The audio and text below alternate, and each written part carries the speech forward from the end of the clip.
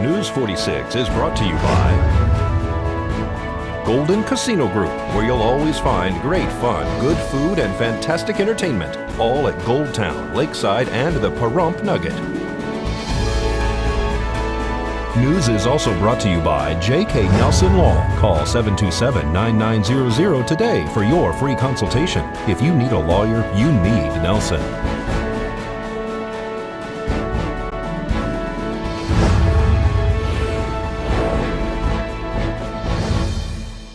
Tonight on News 46, Senator Goicoechea talks about domestic wells. Explosions erupt from a shed fire, and Pahrump Valley High School receives a tasty donation. News 46 starts now. You're watching KPVM News 46 with Deanna O'Donnell.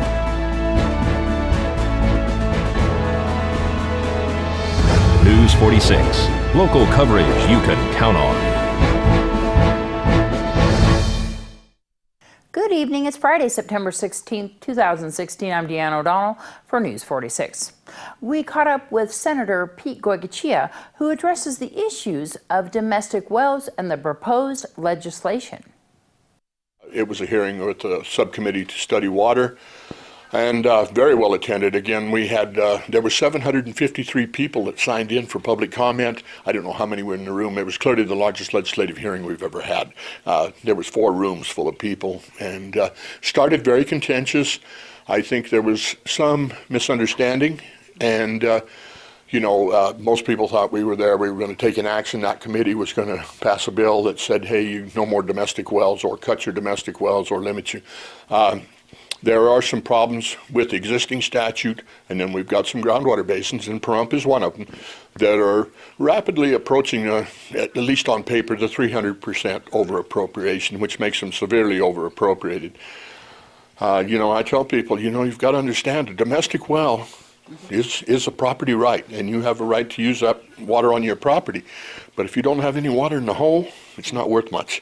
So we've got to make sure we maintain the water levels in all these basins, at least to where you can have it, use it, and in some areas of the state we are seeing domestic wells go dry.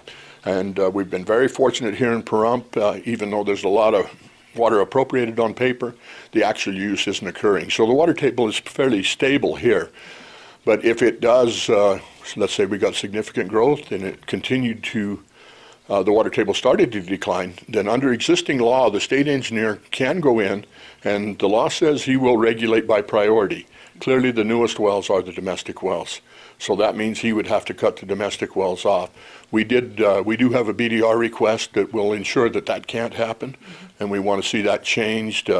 It would limit the amount of water you could use to inside water, outside water for your pets and livestock, and I hope, and again, this is legislation that's being proposed, so it'll be next spring before we really kick it around, but I would hope that would include mature landscaping as well.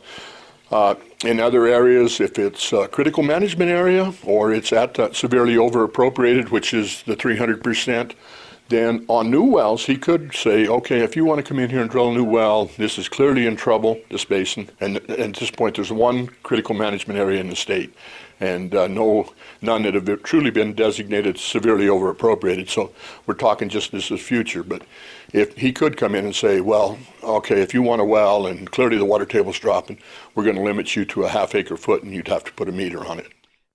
Explosions of what is thought to be small propane tanks erupted into fire from a shed this afternoon.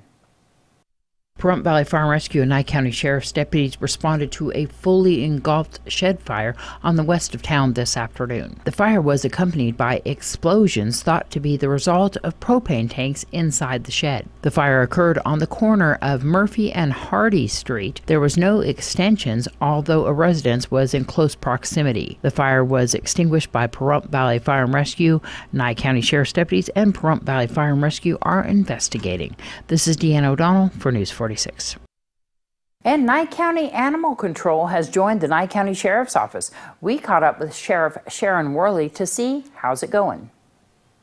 They're assigned to the sergeants on duty. They're moving all the time. They move with each one of the patrols, and they've become a part of that group. Before, they were just dispatched out of animal control, right? You guys have now taken out dispatching these officers who seem to be extremely busy. It's amazing how many animals we actually have in this town and what these officers are handling. I was actually surprised at how much more traffic we have because now we have the animal control calls. Yeah. It really increased the number of calls we have every day. What's their hours? Are they 24/7 now? No, they're not 24/7 because there were only 3 officers that came over. What we did was we took the 3 busiest shifts and we assigned them to those patrol sergeants. At that point, when we need somebody else, we call them out. Tell me about the training with an animal control officer to join the Nye County Sheriff's Office. Do they have to have enhanced training now?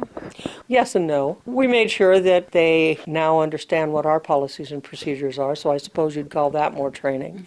We took their policies and procedures, brought them over, and actually have integrated them back into our policy manual. The deputies that are with the Nye County Sheriff's Office up on all the animal control policies now, and that they can kind of help out a little bit? Yes, they can. The animal control officers will be going through the recertification process with us. Right now you have Levi and Susan. One of your animal control officers is not working right now, and they're handling what shifts? They're handling days, one at the beginning of the week and one at the end of the week, and then they're on call. Do they call the Nye County Sheriff's Office residents if they want to reach animal control, or do they still call the animal control phone number?